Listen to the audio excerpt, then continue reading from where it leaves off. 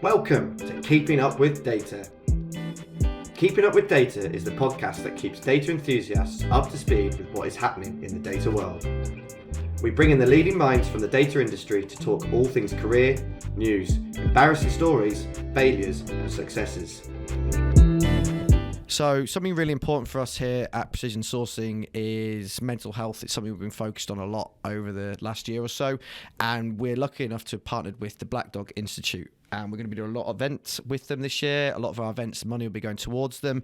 And they're out there aiming to create a mentally healthier world for everyone. So if you wish to support the cause, please donate via the link in the bio on this podcast, and you'll be seeing a lot more information about Black Dog over the next year. Welcome once again to Keeping Up with Data with me, Joel Robinstein. Me, Emily Nota. And today we are joined by our friend Jeremiah Manning. And Jeremiah, as always, we're going to get you to introduce yourself. So tell everyone who's listening a little bit about you. Cool, great to be here. My name's Jeremiah, so I'm a director at PwC in our data science insight analytics division. And, you know, a lot of my background is obviously in data science and data sort of things, but a lot of my kind of speciality is around enterprise platforms with data science. That, building teams and having interesting conversations with the business around data. So that's a lot of my background, which I'm sure we'll get into soon. Yeah, we'll definitely get into all of that. It's going to be a heavy Emily podcast with you being data science, and that being your speciality, Emily, rather than me. Okay, passing the mic. Yeah, passing the mic a little bit today. We have got our favourite data jokes. Oh. Yes. 2-month break, so obviously you guys have been scouring the internet for the The latest. bar is still low. No? Okay. I thought in the last 2 months there must have been plenty more data jokes. No? Okay, that's fine. We haven't got Emily on the streets. You've gone off the streets. Oh. I have, Yeah. To be determined Yeah, where in I've the gone. future. Yeah, we're not sure, right? We're going to have to send you somewhere else in the future. And we'll have all the usual questions that we usually go through as well. I'm sure we'll go off piste. An interesting start that we haven't done, Jeremiah, and I prepped you briefly before we started talking, was obviously a lot of what we talk about in this podcast is hiring, retention, attraction. Yep. And I saw when I was doing the last bit of cramming on yourself that you've got the hiring logo on your profile on LinkedIn. I've never actually asked anyone, does that work? So there's the simple question. That is a good one. So I think LinkedIn has all kinds of interesting things you can do with it, right? So you've got the open to work aspect of it as well from the other side, but the hiring one, I find that, so for me personally, I post a lot of the roles that we have coming up at PwC. Most of the time I'm posting those roles there within my team or an adjacent team, so I'm hiring for them, if that makes sense. So when I use that, it actually helps with getting attraction after the post. So the post is good, I get a couple of messages, conversations out of that, but that kind of dies off in a few days, as LinkedIn usually does. So having that open to thing has, you know, people have approached me afterwards with that. So it has genuinely worked a few times. Nice. But it is hit and miss, I would say. It does depend on who's kind of watching that as well. Yep. Do you find that with LinkedIn being the way it is, and obviously being a global tool, you just get a whole range of people getting in touch just randomly and just saying, hey, you know, what are you hiring for? Yes and no. How do you find it from the other side, Emily, as someone who maybe looks at the open to work green one? So yeah, the open to work one is a weird one. I mean, we were talking about it earlier, obviously, and like some people put it up and they're already, like, they're still in their business and it's kind of a bit dicey, like, does everyone know you're open to work? But I mean, if I did that, you'd be like, Emily, what the hell are you doing? Definitely, because I obviously have a secret ghost profile that I'm using to look at all my stuff at all points. Rec to Rex. Yeah, but you mentioned about if it's PwC and maybe someone else has got PricewaterhouseCoopers under different names, you can actually see who in your business is. With big organisations that aren't strung together, you can see it. So my previous company had Capgemini and Capgemini Invent, so people would put their names on different things. Yeah. But the recruitment accounts that we had behind the scenes were tagged to Capgemini. So you could see all the green things for Capgemini Invent when they came up, which was quite funny. Anyway, right, let's get into who you are, Jeremiah. That was just a little opening that I wanted to get into. So, Director of Data Science at PwC, great brand name, global firm. How does one get to that point in their career? Where did it all start? And let's go from there. Oh, do you want the full origin story? So yeah, let's do it. Yeah. Okay, so I did electrical engineering, which is not related to data whatsoever. No. So putting wires together, making sure they don't blow up, that sort of thing is what I learnt in university. But I applied to IBM. And I accidentally applied to their research division because I didn't know what it was and it sounded cool. So that was the whole step in. And they put me in a different queue, which happened to be for their Watson team. Right. And their Watson team was the interesting data team. And this is, then I had an interview with IBM, and we talked about the English Premier League for an hour.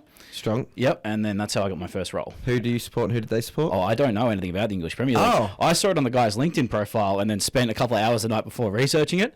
So then had a semi-informed discussion about the EPL. So, okay, we're going to dig into that. Yeah. That's so good. Interviewing techniques and being prepared, but we'll get back to that. I've done a lot of interviews on both sides of the fence as well, so happy to kind of go through that side of Definitely. it too. Yeah, we'll file that away for later. Yeah, so then from there, I stayed there for about a year and a half, went to Altus Consulting. They're a fantastic, it's like a smaller data consultancy in Melbourne, and a bit in Sydney as well. So spent a while there, and I was helping them with developing their data science go-to-market, what that looks like with clients. A lot of their work was in more the bread and butter data warehousing type of thing. So I was there to kind of do some of that, learn that side of it as well, learn the ropes, as well as how do we look at more advanced use cases, things like that. So that was quite interesting. Then I went to Capgemini. So Capgemini, I joined the Insights and Data team, and then progressed through that team into the Invent team as well. So where we started a data science team, and we were doing interesting data science work there for a couple of years. So that team, we started it with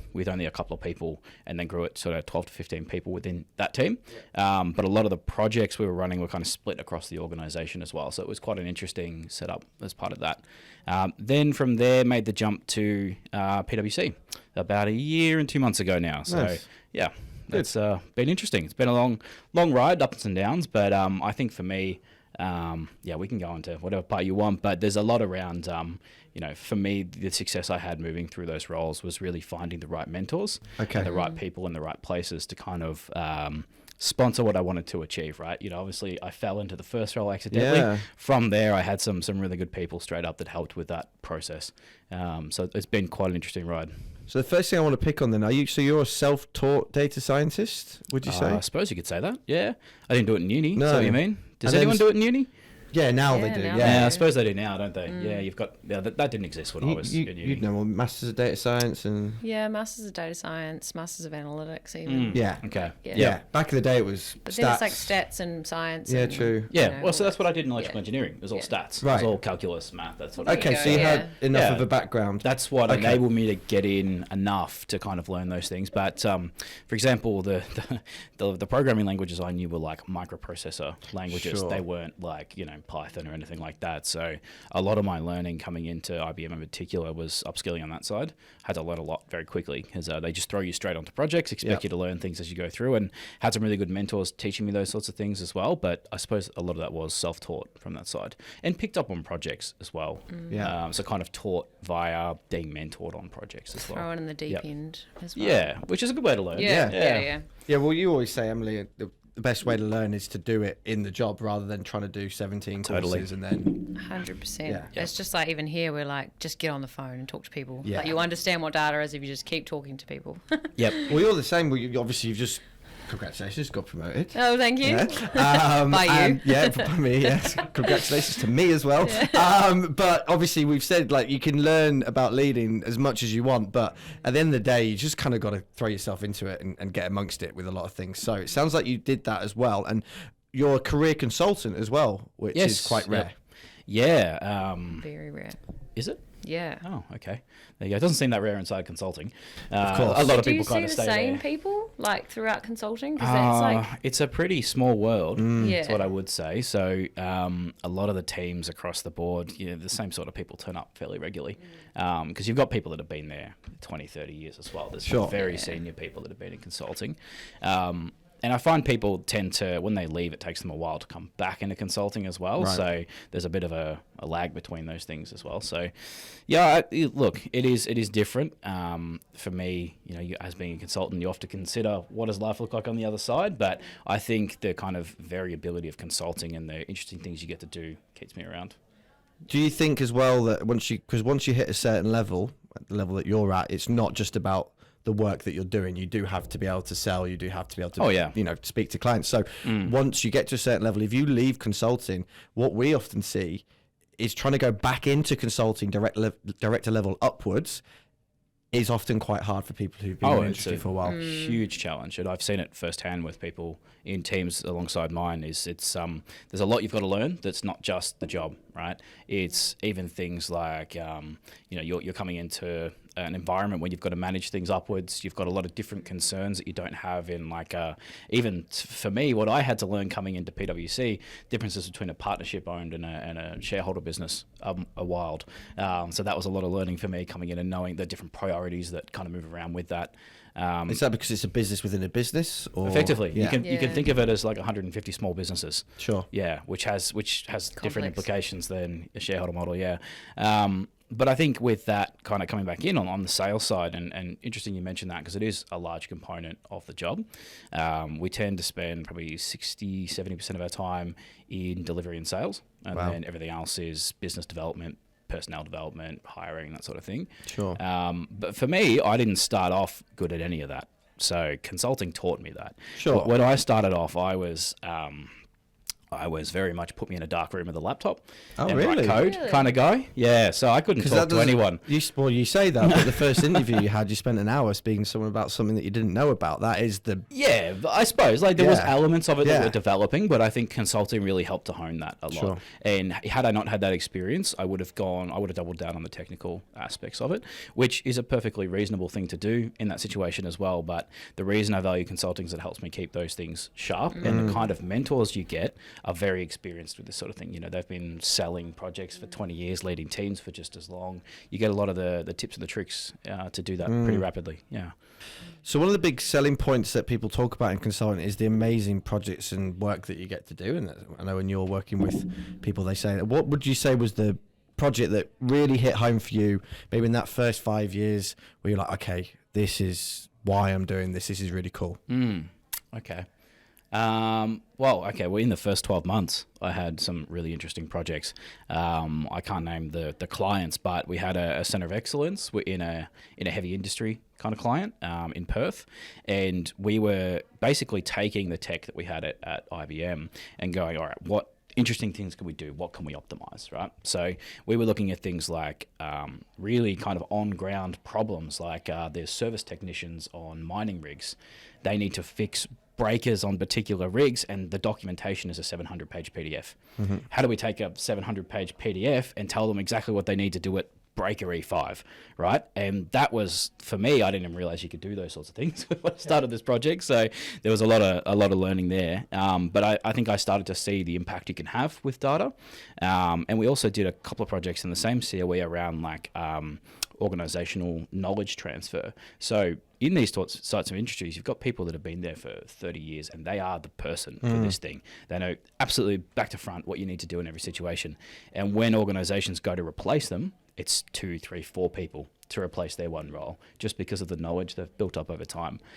So we were building systems to try and capture that knowledge and kind of make that applicable to everyone else in the business. And that was kind of a very direct, interesting use case for me pretty early on. So that kind of got me across you can think about this more than just what you can do with the data. It's how do you impact the people on the other end? And that's kind of one of the most impactful ones I started with. Yeah, and that's the skill that when we talk about consulting that everyone always comes back to is it is about that end impact.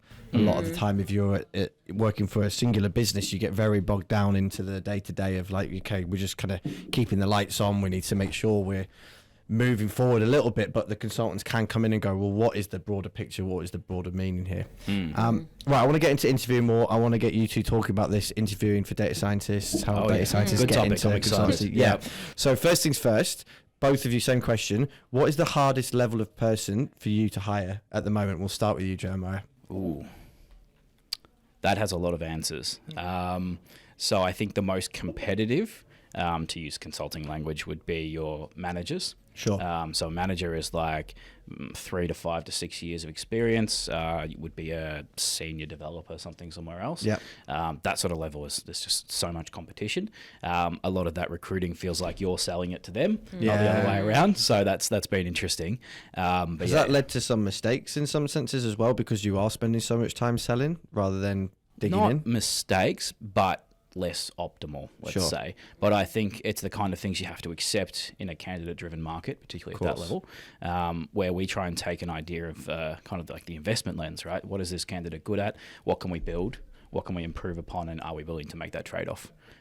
Which is what you kind of have to do in a competitive market like that. So I would definitely say that grade is tricky. What about you, Em? That's good points. I would say, well, obviously recruiting for consultancy is definitely that level, but more so the senior manager level in consulting. Yep. Because the senior manager in an analytics or data science kind of background doesn't traditionally want to go into those level roles unless they're like super passionate about being client facing and forgiving on the technical skills. But then you find that at the price point with salaries versus industry side or client side, you're like competing with those people that are just getting paid so much more and then tend to go down that route. So it's just like a way smaller pool. So that's like the lead data scientist in industry who's maybe getting paid like 180, something like that. 190 base. Right. Yeah. And they can be still very technical, doing the thing they love, getting paid great money and not having to do the evening sells or the calls to the US at 10 Yeah. The PM. 1 a.m. stand-up. Yeah, exactly. Is that... And then the the variety of the tool, like not tools, projects. Yeah. Because you're not always guaranteed the really fun, cool, let's build Only a really some cool people recommender get it, system, you know, all that kind of stuff. So yeah. it's Yeah, you were very- very led by one day your partner walking in going, I've just signed $1 million deal with XYZ and here's Tools the down. work. Yeah. That's what we're doing now. Would you agree with that, Jeremiah? In Look, a so, sense? yeah, senior manager is probably one of the toughest roles. Kind of associate director, I guess, in PwC, would that be? Well, so or how- we have both titles. do you have both? Okay. Associate director would be the more senior manager. Right, I've got you. effectively. Yeah, so it's the two inside the same grade. I think on the senior manager side is one of the things some firms do well is having technical tracks. Not all firms have it. And that can be a limiting factor. So just like you're talking about, if you're a lead data scientist, in some firms you can come in and they can facilitate that. Is that like a just principal? from a Would they call it in so a way? they do call it principal somewhere, Yeah. but they also are starting to have two adjacent tracks. Sure. So you've got kind of like your advisory and your technical. So advisory is more of your traditional consulting path, and then technical is obviously technical, but you are still going to have to think about business development, all those sorts of things as they come in, because you're going to be an expert in that area. So Yeah. there is extra things you need to build on top as you go through, and that can be a challenge, Yeah. particularly with people that just want to do interesting technical things. Giving them the opportunity to just do that and not spend the time on other things can be it's a big management challenge. Or the Or whatever. ratio as well, right? The Yeah, weighting between both. Like Yep. it's heavily weighted to BD. This or is almost whatever. like, how can Yep. you be a principal data scientist in a consultancy and go, hey guys, I just want a 3-year project with lots of money doing a thing that I want to do. If you can figure that out, then Oh yeah, everyone's it fine, does. right? It does happen. Yeah, it I does can happen. imagine, yeah. And when you do that, then you've got a lot of flexibility to learn. You know, you're leading a team. You get opportunities you might not get otherwise. But getting to that point is the hard part, right? Of course. Yeah. Have you ever, I mean, it's a super rare case, I'm sure, I'm just thinking off the top of my head. Have you ever had someone walk in, go, hey, look, I'm interested in working for you guys because I've got this project that I know I can win. It's just me. I need a PwC brand behind me with the manpower to do it. Can you give me a job as a principal data scientist? I'm going to bring in X, but I only want to do that. I haven't had it happen to me personally, Sure. but I've heard of it happening. Yeah. Particularly when you're coming from a client the firm's trying to chase, that could be where that situation would come up. So in previous places I've been, they'll go, hey, we're working with here. We have this really interesting problem. I have good relationships with all the stakeholders. I'll come in to your brand and then help you sell that project. And that can be valuable, right? Because particularly if you're doing like, what's it called? Like value-based selling. You're not responding to proposals. You're actually going out and spending a couple of weeks for free, building things, assessing their problem. That can really put you on the right track. So you can build something that no one else can because you've got that insight. So I've seen it work previously. Yeah. Nice. Yeah, off pace. Right, back to how you entice people in. So again, question the same for both of you. Brand versus role versus leader versus salary negotiations. Like, being blunt, we all know that, as we've said, some industries are paying crazy money. Yep. It means that a lot of people are struggling to compete just on salary. So what do you use and what have you seen work the most for you, both PwC and maybe Capgemini as both of your leadership roles? Yeah, so it depends on what you can offer is very dependent on the pipeline of work you've got as well. So to bring it back to the technical point, at Capgemini, I was quite fortunate that I had some long-running, very deeply technical projects where we were doing things, from the ground up. We were doing pretty cutting-edge things as well. So we were able to use that as a hiring tool. So we kind of did a bit of an alternative method where we brought people in on contracts, go, hey, do you like this type of work? Are you enjoying the team? then move forward. So that was quite a good approach as well, because they get a taste for it. They get a taste for consulting, if it's suited to their skill set and if they want to stay on board. So that was interesting. But I think there's also the other things that, the brand can be good. Yep. So having that ability to look at the brand, which gives you global mobility, those sorts That's of things. a big thing right now. It's borders are open. I'm hearing people ring me, Singapore, US, how do I get there? Oh, yeah. You know. And it's not an easy process, but it's going to be easier somewhere like PwC versus an Australian-based company. And the soft landing of I'm working for a business that I know would probably take me back in Australia if I did want to move home. Yeah, we do long-term secondments fairly regularly. So go somewhere for 6 months, come back. Your job's waiting for you for all intents and purposes. I think we'll start seeing that a lot more. Yeah, it's a great way to, and I mean, even casting my mind back, that was one of IBM's sales back when I joined, was you can work anywhere. One thing I would say is something like IBM, because of the way it's owned and managed, you can genuinely just go and work from anywhere. They don't really care where you work. Whereas when you're looking at Big Four and you've got audit requirements, you have to have certain working rights in certain countries to do different things, but it's still doable. Yeah. You just got to sort a bit more of it out.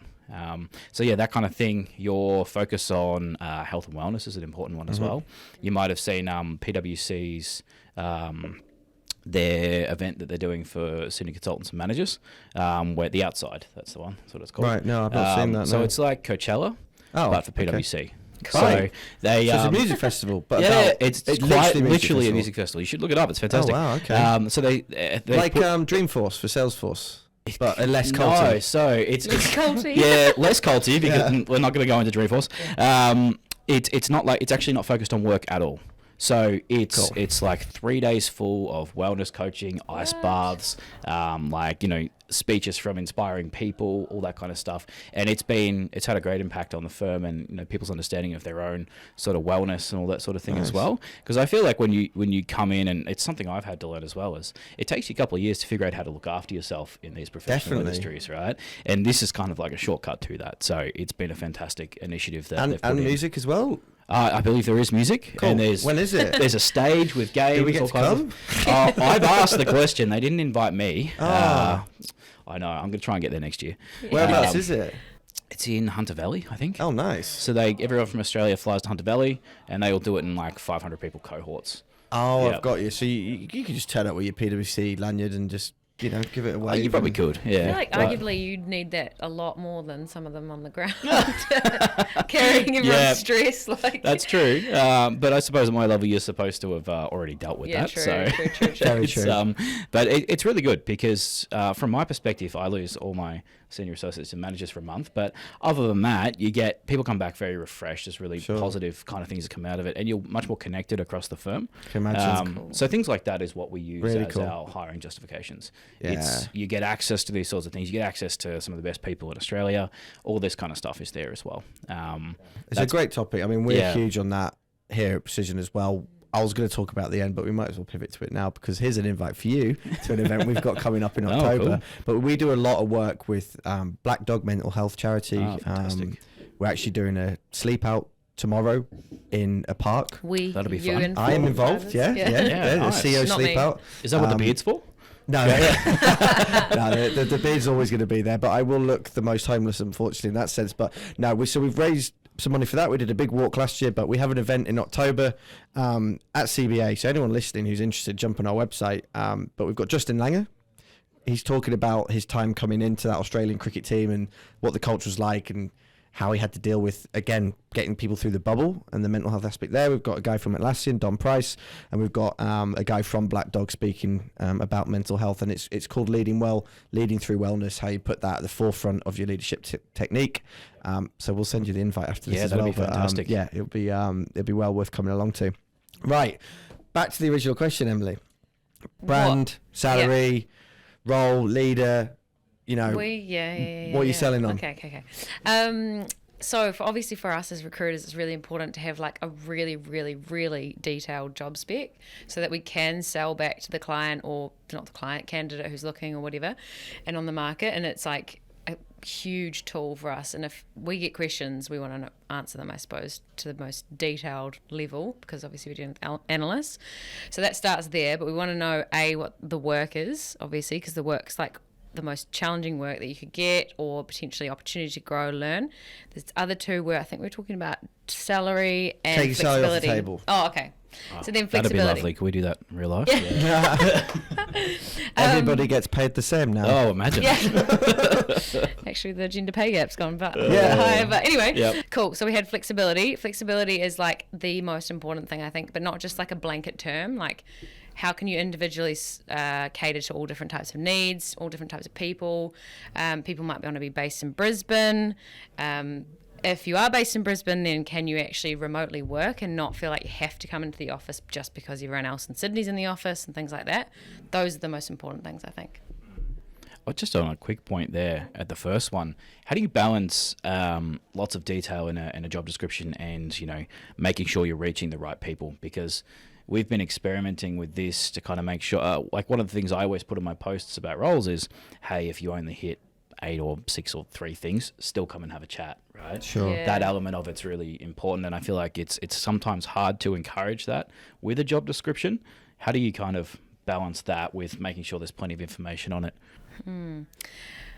I feel like you can get trapped in like a wish list on a job exactly. brief. Yep. So Yep. for us, obviously, when we're talking to like you saying you're hiring and looking at an analytics manager, we're going to go into the most non-negotiable skills.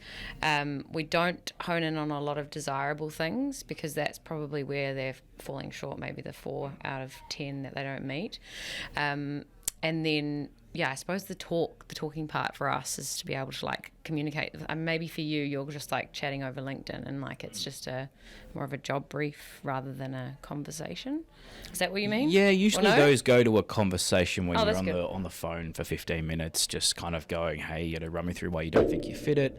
Can we have a chat around that? Those sorts of things. Because I think sometimes people tend to undervalue some aspects of their Or experience or overvalue, right? Yeah, or the other way And around. yeah, like an upfront chat, even 15 minutes gives you a good indication of where they sit fairly realistically. I tend to find that if you are like selling a job brief immediately, it's never really going to land the best way. You almost need to like pivot and get them talking about themselves from Yep. more of a like just a general standpoint, not about that role or anything. It's more about, okay, cool, who are you as a person? What have you done? My killer question is picture yourself. You've got a role on the table. It's everything you could picture. You wanted it more holistically. What do you think the top 3 or 4 things you would need to look at in that in order for you to be like, oh yeah, cool, I'm going to an interview.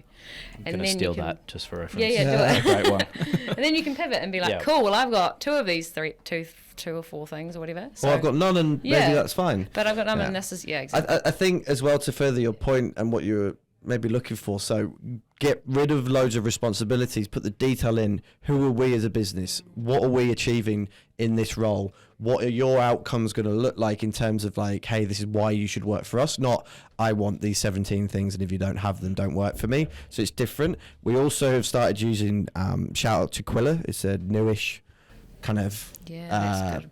pack builder, and you can embed video content, you can put pictures and moving parts in it. So what we're trying to do is completely demystify the process of actually getting a job. So interview process is in there, clearly defined. Salaries in there, clearly defined. Even just a small range. So look, this is what we will likely pay for someone. What's a day in the life of someone who works there?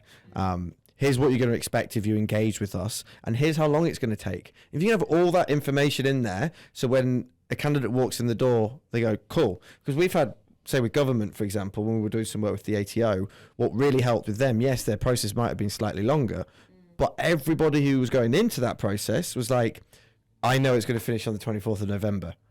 Right. I can- Yeah, I get you. Now, I'm not saying Yep. everyone should be like that, because it was quite a long process and we lost some people along the way, as you would. It worked for the more senior end of town who wanted that role. I wouldn't be doing that at this mid-level that you mentioned, where everybody's moving at 3 days interview process pace. Yep. You know what I mean? Yeah, So yeah. that's not going to I happen. also think just quickly on that job description one is that people need to start changing how they write job descriptions, because we write ones like they're very different, right? Like, Yeah. how will this benefit you, this role? Like, How will this the language job needs change to be your different. life? Yeah. Is a Which phrase is we try and fluffy, use. but you know, But you spend, Yeah. it's going to change your life, whatever you do for the next 5 it's years. not like It's what got a will big you impact, do? yeah. Yeah. Duties, response, like how boring. You know? I know. Anyway. All right, there you go. We've gone into the interviews, we've gone into consulting. Let's get into the fun part of the podcast. I'm really excited. best data joke. Then we're going to get into some of my more fun questions. I feel like we're going to ask you the zombie apocalypse question. We'll get into that. But first of all, best data joke. I can go first on Oh, that. wow, I've you're been confident. Prepared, yeah. I Okay. think this is good. Oh, wow. Yeah. God. I do want to go first, so then you're going to be under loads of pressure on me. Yeah, that's what I thought. Yeah. Right? It works out perfectly. Okay, cool. Let's here we go. So what do a zookeeper and a data scientist have in common? I don't know, Gemma. What do they have in common? They both import pandas. Oh, that's not good. That's so low. You've hammed that up so much. Do you know what? I feel like we've had a version of that before. Yeah. Have you actually? Yeah, maybe. Oh, really? Maybe. Oh. You had a panda one before. I did once. I don't know what it was. I don't though. think it was the same, but I like that. And you laughed, and I laughed. Emily's in trouble. That was my, bar. As long as I got This a is couple of top chuckles, level. it was okay. Yeah. Oh, mine's terrible. Okay, cool. What did the hard drive get when it wanted data but didn't have the resources? I don't know. What did it do? A cash advance. That's pretty good too. That was good. That was a good one. Clap yourself. Yeah. You've got to hype it up somehow. Yeah. Oh my god. Do you know what? Oh, I'm going to good say enough. categorically that is the highest quality of the two. Yes. No, I'm I'd not agree saying with they're that. the best, but they were both good dad Oh, okay. jokes. Yeah, fair That's enough. what I was going for. That's what I was channeling. Yeah. Yeah. Good effort. Good average. All right, good average. Well done. All right, so okay, I always like this question.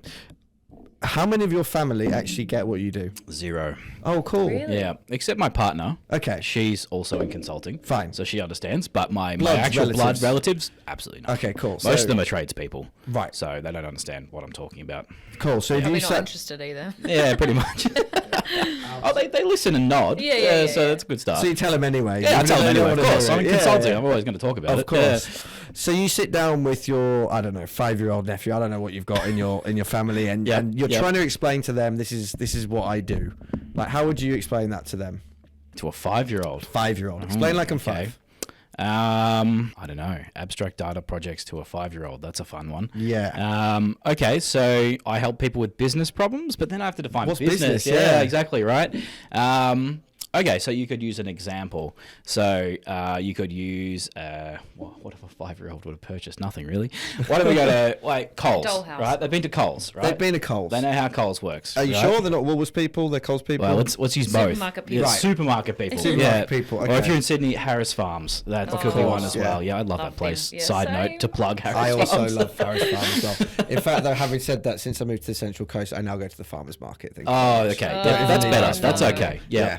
Yep. I live in Melbourne as well, and we go to the Vic markets there, which Oh, is just, there it you works go. out well. Yeah.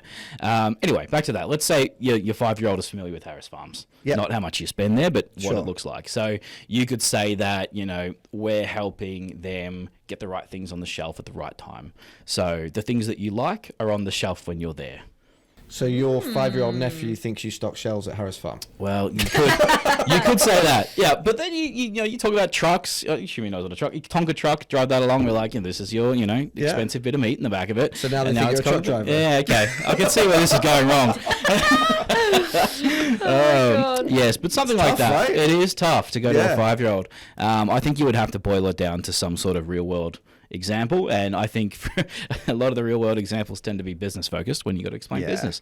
So that is hard for a 5-year-old. But I would try with the Harris Farm analogy. Nice. Yep. No, it's good Depending effort. on where you are, right? Like It they're does, related yep. to anything. Also Driving depends a- on how smart the 5-year-old is. True. Myself as a 5-year-old wouldn't have got it. Wouldn't have got it, no. Not at all. Would have gone straight over my head. Yeah, fair enough. Fair enough.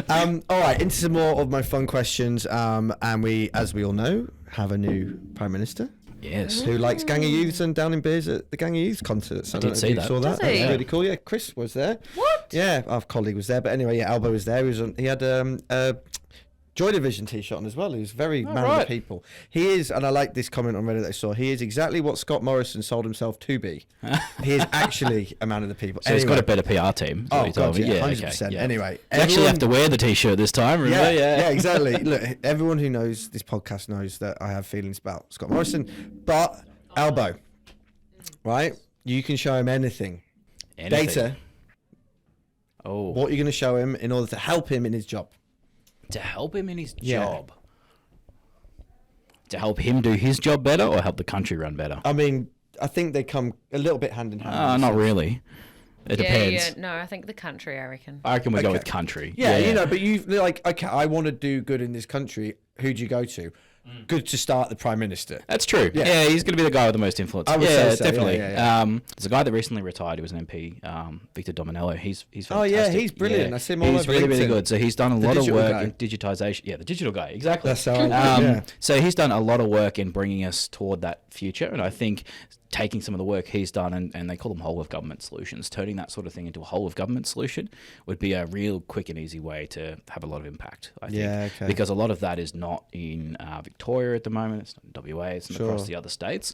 So you could take some of those, really interesting ideas that they've developed there and kind of spread it across the board would be the first place I'd start. No, it's a shame that he's having to step away, unfortunately. Yeah, definitely. He's doing some really good work. Yeah. Really good stuff, yeah. I mean, even just if I think when I first got here to now, and I know it sounds super basic, but just even having my driver's license with my vaccination record all in one app, and like it just is becoming a little bit easier. Yeah. It'd be nice. So you're trying to affect the day-to-day lives of Australians. Yeah, I think a lot of the issues Australians have, and I've worked with, a lot of our service divisions before as well to optimize a lot of their processes. And you kind of see firsthand how frustrating these things are. I think the thing is when you're looking at it from, Centrelink's a great example. Like, I haven't used Centrelink personally, but if I were using it, it would be, okay, I understand the process, but I'm not in a stressed home life. I'm not doing the kind of things that people are going through when they use these systems. So being quick, easy, having empathy in the systems is really important. Just making these things a bit more empathetic as you're going through them and having that impact with people would make a huge difference. So that's like little things like having your driver's license on your phone. That's going to stop you from if you left your license at home because you've left your house rapidly for some reason, right? Now you're not getting into as much trouble when a cop pulls you over, that sort of thing. So it's just little changes that I think have a big impact on some people, and that's worthwhile. Strong answer I to like that. that one. Yeah.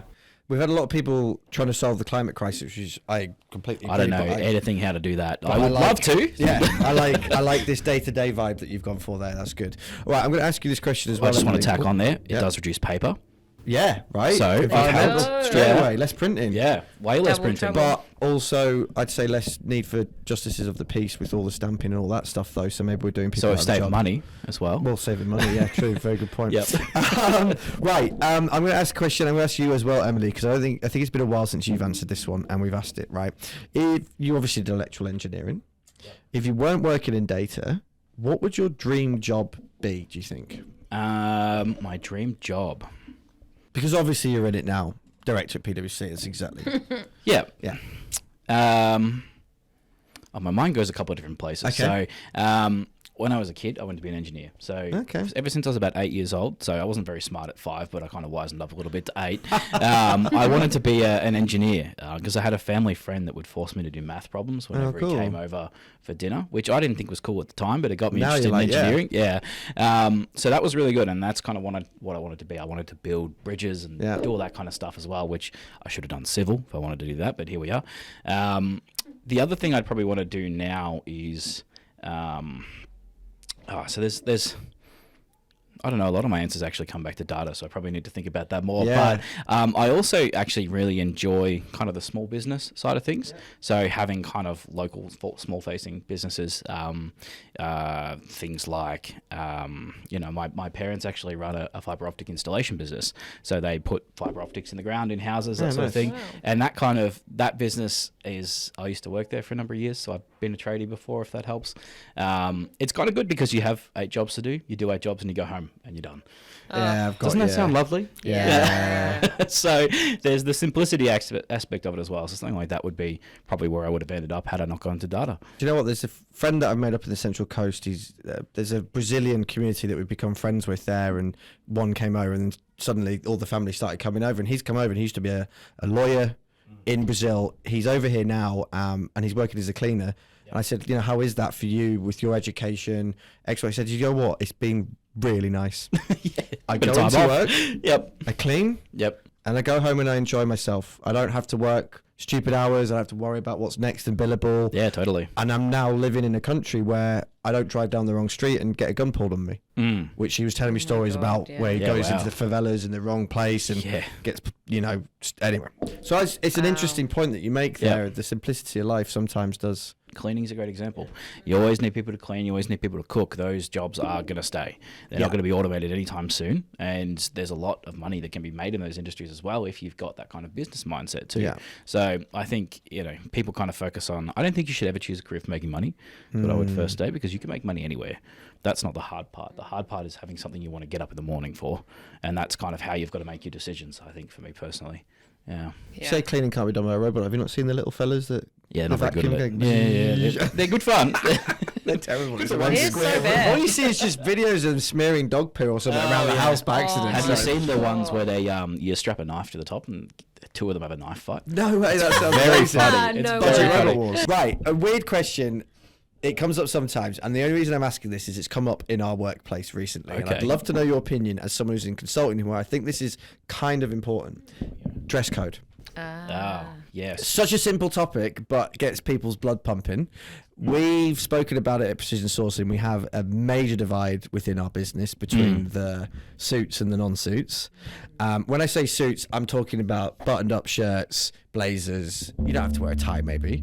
And No, let's describe it. Ralph Lauren shirt, something from Reese, London, those brown or black shoes. Maybe not even black, actually, just brown, like lacy shoes. You're trying to call not me out? RMs, Okay, not good. RMs. Not RMs. not RMs. Leave RMs out of this. Although we have Yeah. started working with Aaron Williams as a Yeah. business, and we've seen a lot more RMs around the office. Although It's- I'm describing men right now. A lot of navy. Women are a bit more, like Blazers. expressive. Blazers? Lot of True, blazers in that camp. A lot of navy. Yeah.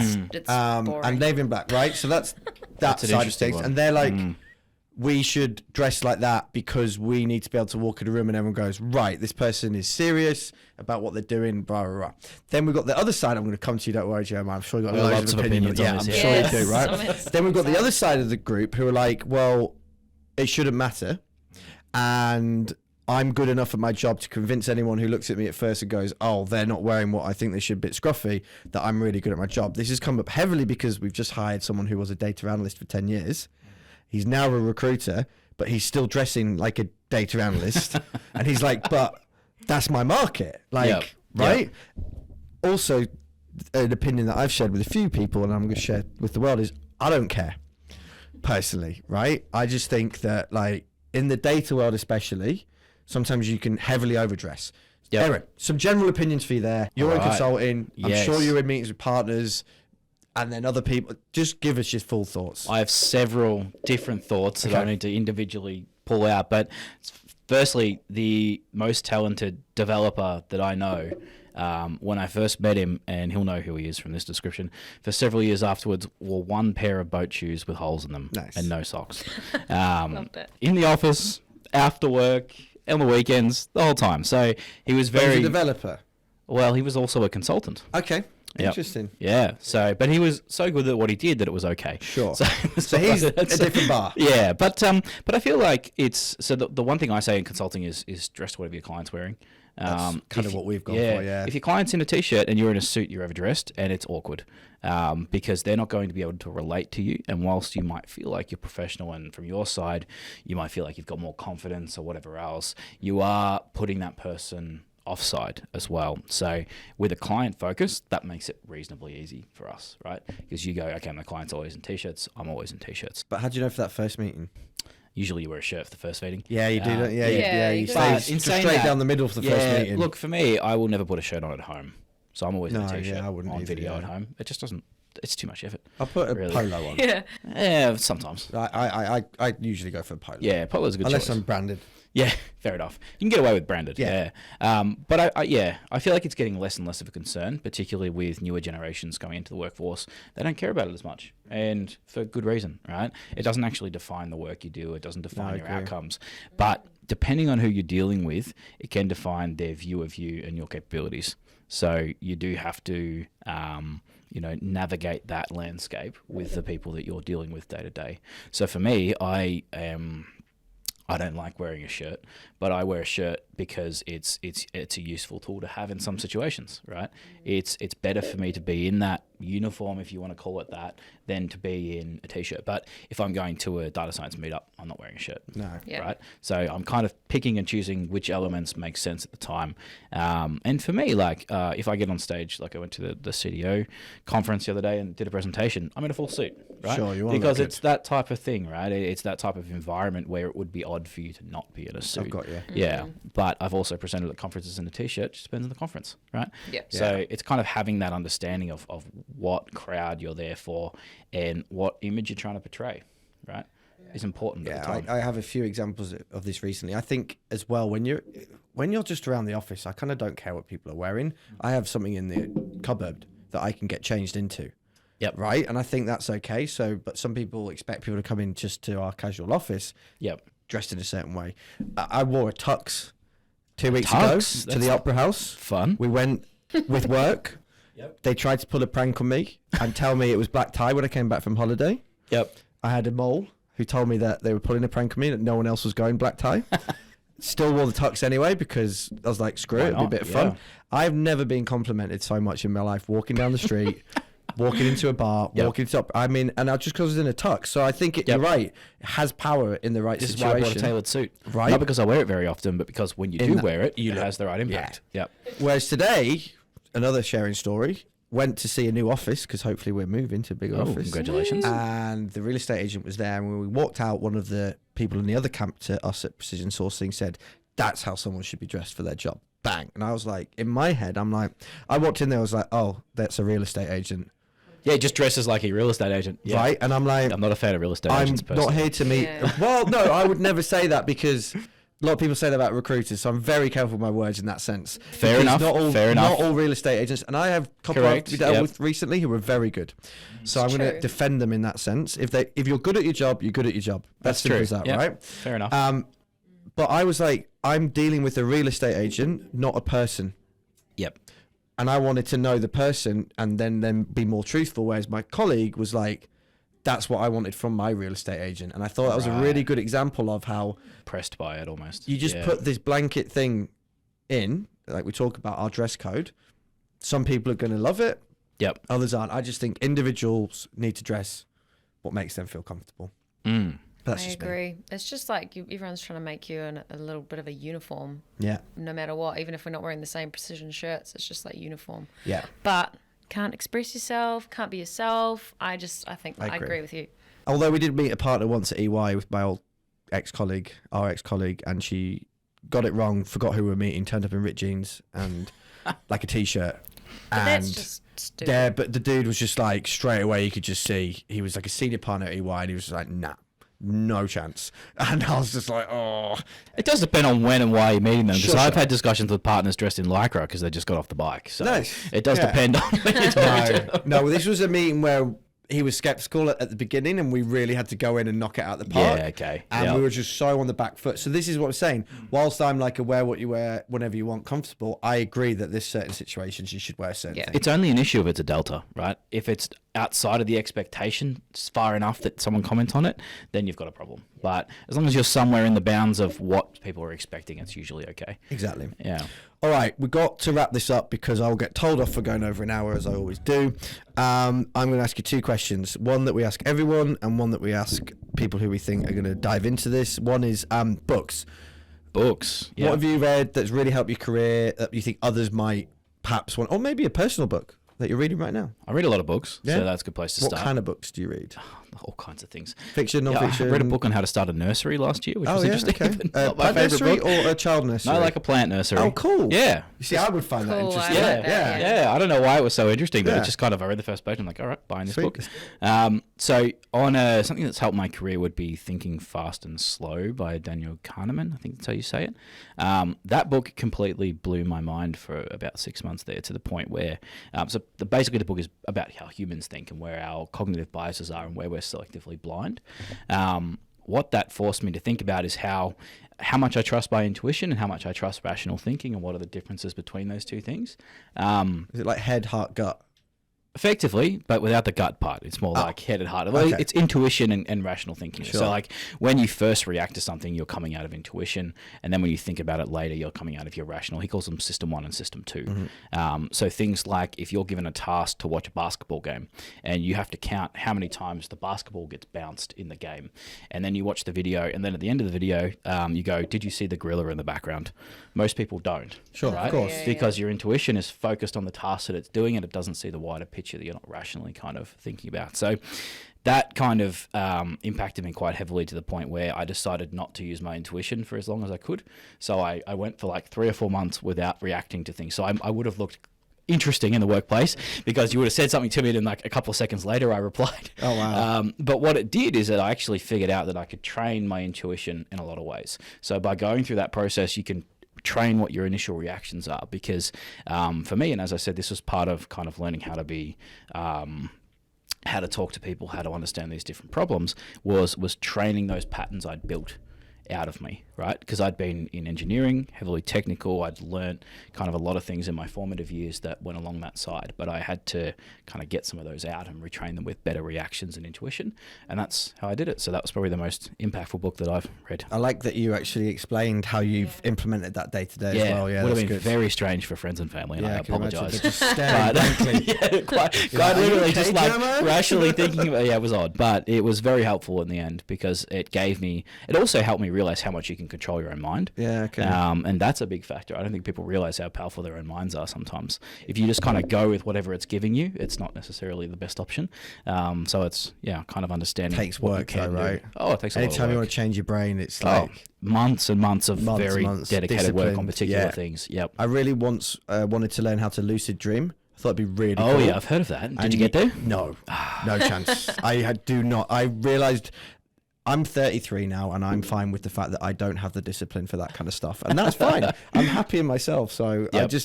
I'll do something like that, which is real intensive brain training for like a few weeks, and then go, ugh, whatever. Yeah, but sometimes it sticks, right? Those sorts of things. But I just thought it'd be really cool, like, when you're in a dream and you can control your dream. That sounds epic.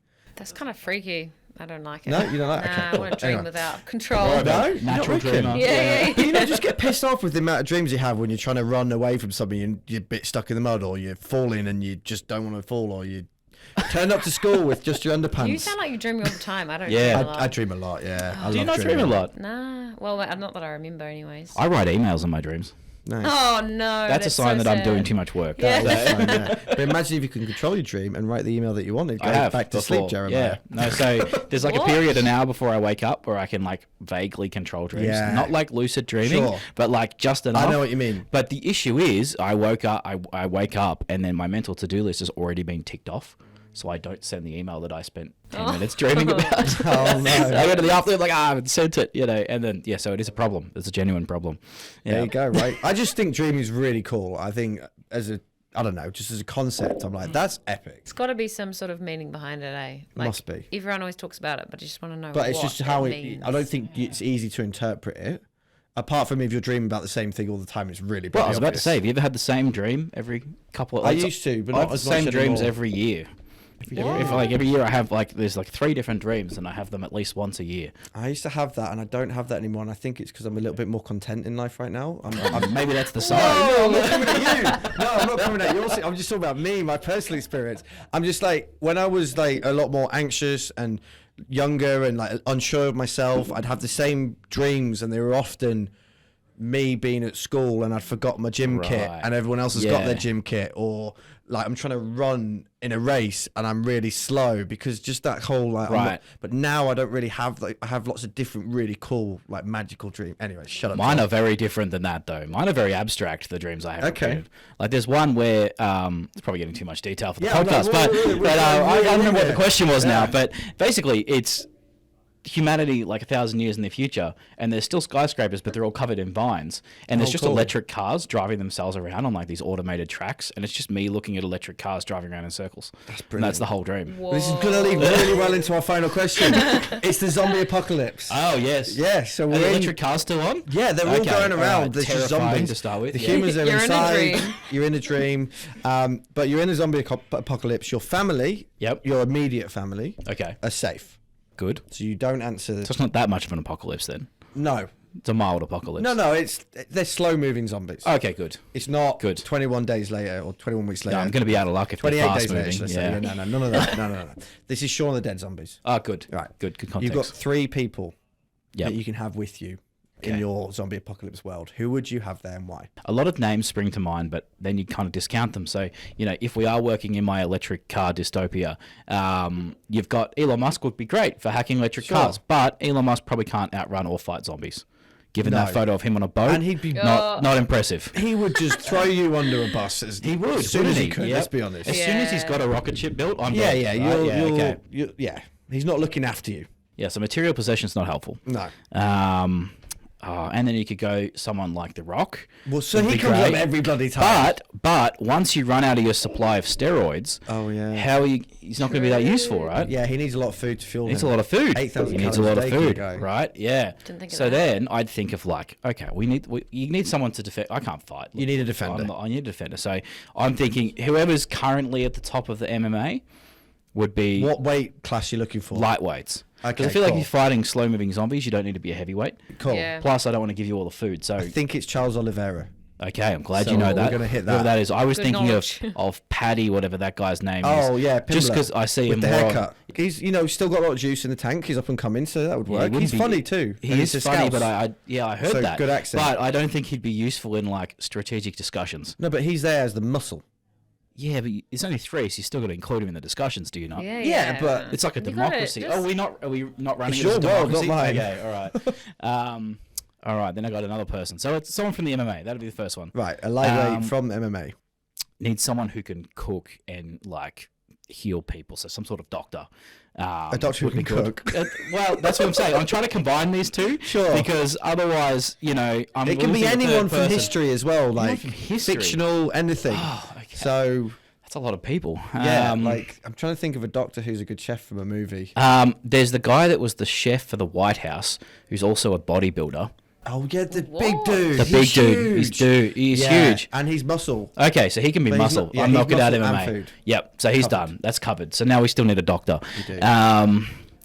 Greatest doctor ever. I don't know. I don't know. Fictional. I don't know. Dr. any. Watson. Do you watch Doctor like can fight Grey's too. Anatomy? He can fight Oh, too. Dr. Watson. Double fighters. Oh, war veteran. Yeah. Okay, Dr. Watson. We got the second one. That's Yeah. pretty good. And then the third. What do you need else? You got a doctor. You got a chef. You got muscle. I assume I don't know any war You're the strategy. brains. Yeah, well, not really. So I'm kind of like the dead weight on the end. I can carry things. There you go. I can carry yeah, things. So cool. what do we need That's for a 3. third? No, that's your. I- You need the fourth because you're all Yeah, third. Yeah. I'm the third. We've said people who can sneak through small spaces often helpful. To do what? I don't know, like sneak around To do what? to go To be and get like supplies. disguised. The slow-moving zombies. You don't have to sneak around.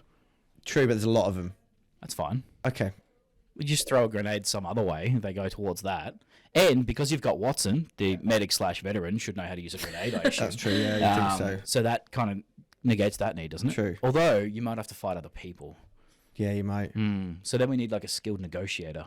Strong. Who's the bloke that wrote Never Split the Difference? Don't know. Yeah. Whatever his name is. Good book Cool. about negotiating. So you got a negotiator, a doctor. Oh, fighter. he's ex-FBI too. Oh, brilliant. Yeah, You got, so 3 fighters plus you. Yes, but they've all got additional skills. Yeah, strong. smart. That's the main thing. Yeah, damn it.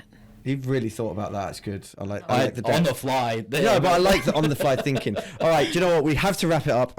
Anyway, I had a lot of fun there. Really enjoyed especially the second half of that podcast. But thank you very much for joining us, Jeremiah. Is anything that we've missed that you really want to say? No, I think we've covered everything. Appreciate the time. Not a problem. Yeah. Fantastic. Well, look, as mentioned earlier in the podcast, we have got a cool event coming up with Justin Langer, We do. Don Price, and a gentleman from the Black Dog Society talking about mental health. His name is Craig Simple. Craig Semple. There you go. He's an ex-New South Wales detective, which is quite cool. Yeah. So if you're interested in that, get yourself along, and otherwise join us in a couple of weeks for the next episode.